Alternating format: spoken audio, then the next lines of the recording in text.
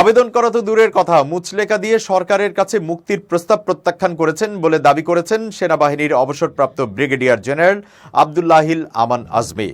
এক বিবৃতিতে তিনি একথা জানান।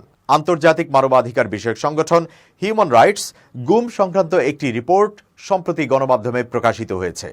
সেই রিপোর্টে উল্লেখ করা হয়েছে, যেহেতু আজমি একজন সেনা কর্মকর্তা ছিলেন, তাই শেখ হাসিনার কাছে তিনি মুক্তি দেওয়ার আবেদন জানাতে থাকেন।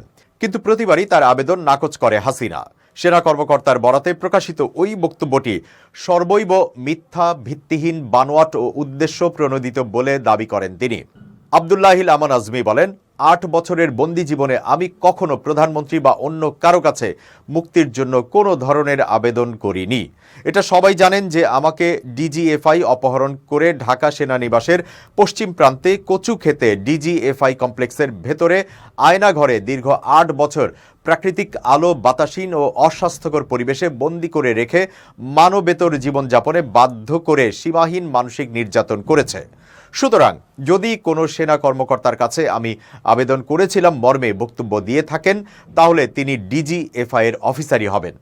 আজমি বলেন, আমি বন্দী থাকাকালীন ডিজিএফআই এর ৫ জন ডিজি এবং ডিজিএফআই এর যে শাখায় আমাকে অপহরণ করে বন্দী করে রেখেছিল সেই শাখার ৫ জন ডাইরেক্টর ছিলেন। আমি যদি মুক্তির জন্য প্রধানমন্ত্রীর কাছে আবেদন করে থাকি, তাহলে এই ১০ জনের মধ্য হতে ২ বা তার অধিক অফিসারের মাধ্যমেই তো প্রধানমন্ত্রীর কাছে পাঠানোর কথা।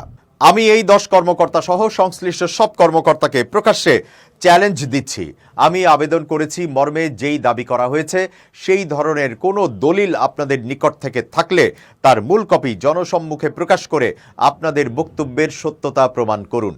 তিনি আরও উল্লেখ করেন, বন্দী থাকাকালীন ২০২১ সালের ২৩ মে বিকেলে সেখানকার এক কর্মকর্তা আমাকে বলেছিলেন যে আমি দেশে থাকব না, রাজনীতি করব না, নিজের পরিবার নিয়ে বিদেশ চলে যাব। এই মর্মে একটি মুচলেখা দিলে তারা আমাকে মুক্তি দিতে পারে।